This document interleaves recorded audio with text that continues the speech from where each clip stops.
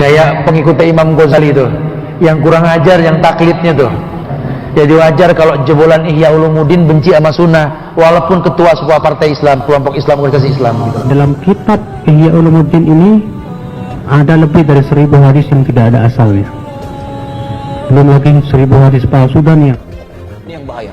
Ini yang terjadi sekarang, musibah besar yang terjadi kepada pandangan sebagian masyarakat terhadap Al-Imam Al-Ghazali. Dudukkan orang yang mengejek Al-Ghazali itu, baca kitab Ihya, suruh dia baca hadis, baca kitab Ihya. Mana lebih banyak hafalan hadis dia dengan hafalan hadis Al-Ghazali? Orang alul bid'ah yang dia bilang, guru saya tuh kalau baca Al-Fatihah sekian ratus, padahal tuh guru gak pernah ngitung, muridnya di samping ngitung. Karena umur kadang-kadang berhenti tuh guru, hitungan dipegang. Guru saya mah 100 kali Al-Fatihah tuh kan. Makanya disebarkan ilmu sama murid-muridnya, jadikan sebuah rotib fulan bin fulan, rotib ini, rotib itu, di mana guru kita mencontohkan baca sekian. Padahal gurunya nggak pernah bilang, ini murid yang kurang ajar. Kayak pengikutnya Imam Ghazali tuh, yang kurang ajar, yang taklidnya tuh. Lawang Imam Ghazali sendiri mengatakan bidha'ati fi ilmil hadis misjaf. Ilmuku tentang ilmu hadis itu lemah, kata Imam Ghazali. Makanya beliau meninggal megang Sahih Bukhari, Imam Ghazali. Cuma muridnya kadang nyetak Ihya Ulumuddin, betul? Disebarin di semua universitas Islam. Setelah ahlinya mengecek, ternyata dari 1013 hadis di kitab Ihya Ulumuddin, 996-nya dhaif. Kebayang gak tuh? Jadi wajar kalau jebolan Ihya Ulumuddin benci sama sunnah, walaupun ketua sebuah partai Islam, kelompok Islam, organisasi Islam gitu. Jadi kita nggak bisa salahkan juga, lawang belajarnya salah. Gue bilang apa? Tapi lihat orang kalau belajarnya betul, 2 kali kajian tahu bid'ah, lihat. Tapi kalau orang yang belajarnya nggak betul, bertahun-tahun nggak paham bid'ah, tuh. Makanya kitab Tauhid Syekh Muhammad bin Abdul Wahab buat pencinta bacaan, tahu penulisnya jenius. Itu buku kalau kita baca kitab Tauhid dengan sarahnya, bohong, yang baca nggak pinter.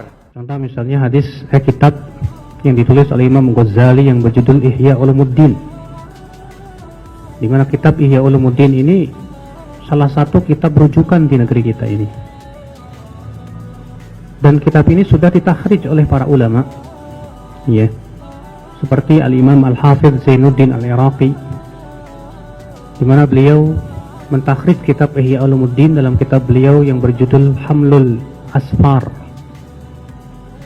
Dan beliau mengatakan di dalam kitab Ihya Ulumuddin ini ada lebih dari 1000 hadis yang tidak ada asalnya.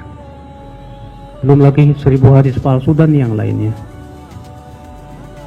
Dan Imam Al-Ghazali sendiri sebetulnya mengakui kalau pengetahuan beliau terhadap hadis itu lemah. Beliau berkata, bidha'ati fil hadis musjah. Ini yang bahaya. Ini yang terjadi sekarang, musibah besar yang terjadi kepada pandangan sebagian masyarakat terhadap Al-Imam Al-Ghazali. Orang semasanya sepakat para ulama Hujjatul Islam. Hujjah ini, kalau ada orang menyoal Islam, beliau yang jawab. Kalau ada orang minta dalil, beliau yang fatwakan. Mufti besar Hujjatul Islam. Tiba-tiba orang sekarang mengatakan, ini pembuat hadis palsu, tinggalkan Ghazali. Anda siapa? Kalau tidak sepakat, tidak harus mencela. Kalau ada persoalan di satu titik, jangan sampai nilai setitik menghapuskan susu sebelah enggak. Ya mungkin yang baiknya masih ada yang lain. Anda nggak sepakat, nggak ada masalah. Tapi sisi lainnya, siapa yang paling tajam mengomentari ahli kalam pada saat itu? Siapa yang membantah logika kepala filsafat yang banyak memurtadkan orang Islam pada saat itu? Al-Imam Al-Ghazali. Lantas Anda mengatakan, ini nggak paham ilmu hadis. Anda siapa, Joni? Quran beliau hatam, hadis-hadis paham, fikih juga mengerti. Tapi ada pertimbangan kenapa saya cantumkan ini, kenapa tidak, makanya pelajari dulu. Ya itu saya punya kawan orang Syria, tesisnya tentang Al-Imam Al-Ghazali. Kami sedang di halaqah di TV malah saat itu, sedang bareng-bareng. Tiba-tiba ada pemateri mencela Al-Imam Al-Ghazali, itu duduknya langsung berubah, matanya memerah. Dia katakan, bagaimana, apa yang harus saya lakukan? Saya tinggalkan saja halaqah ini atau bagaimana? Kami bilang, jangan Anda tinggalkan. Kalau Anda tak sepakat, jawab dengan cara yang lembut. Tunjukkan kepadanya bahwa apa yang disampaikan tidak tepat. Maka dimulai dengan kalimat, Sayyidi, Jazakallah khair. Masya Allah, kalimatnya bagus sekali. Ya, Tuan, terima kasih banyak. Anda dianugerahi Allah keilmuan yang sangat luar biasa, yang bagus sampai hadir di sini. Hanya ada beberapa poin yang saya kurang sepakat dengan pernyataan tentang Al-Imam Al-Ghazali. Dan Alhamdulillah, saya ini, tesis saya, itu fokus di bidang Al-Imam Al-Ghazali. saya telah mensyarah kitab-kitabnya, saya telah kemudian merapikan bagian-bagiannya, saya meneliti Al-Imam Al-Ghazali dari mulai beliau dilahirkan sampai ke karya-karyanya, sampai ke kualitas sanadnya. Maka sekarang kebalik, yang bicara tadi yang mulai begini. Karena apa? Beliau membaca satu buku, orang ini sudah mengamati dari lahirnya Al-Ghazali sampai karya-karyanya selesai.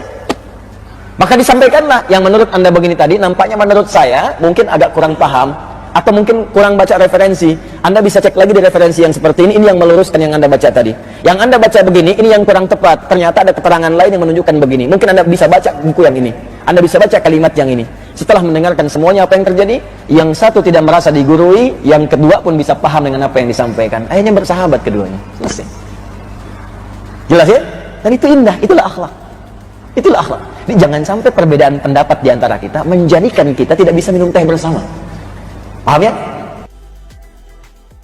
Bagaimana dengan perkataan Imam Al-Ghazali, perbendaharaanku tentang hadis sedikit? Apakah perkataan ini menggambarkan Imam Ghazali? Karena pernyataan ini sering dikutip orang yang sering melemahkan kitab Ihya Ulumuddin. Dudukkan orang yang mengejek Al-Ghazali itu, baca kitab Ihya, suruh dia baca hadis, baca kitab Ihya. Mana lebih banyak hafalan hadis dia dengan hafalan hadis Al-Ghazali? Al-Ghazali nulis Ihya itu tidak pakai laptop. Dia mengharamkan Al-Ghazali baca laptop. Al-Ghazali nulis kitab itu keluar dari kepalanya.